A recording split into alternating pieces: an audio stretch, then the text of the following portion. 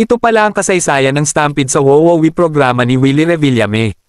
Noong ika-4 ng Pebrero taong 2006, isang trahedya ang nangyari sa PhilSports Stadium sa Pasig, Metro Manila, Philippines.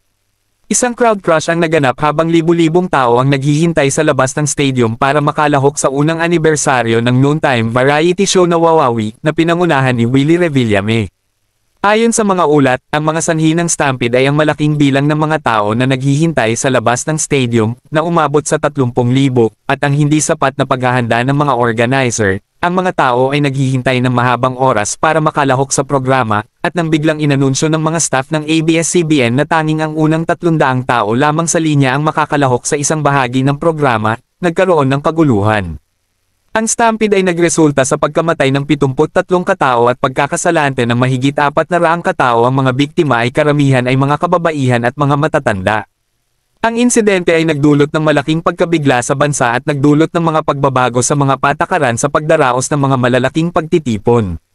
Si Willie Revillame, ang host ng WOWOWI, ay nagpakita ng pagdadalamati sa mga biktima at kanilang pamilya.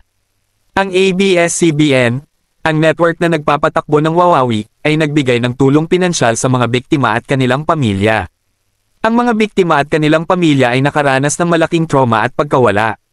Ang mga pamilya ng mga biktima ay nagdemanda sa ABS-CBN at kay Willie Revillame, ngunit ang korte ay nagdesisyon na hindi sila mananagot.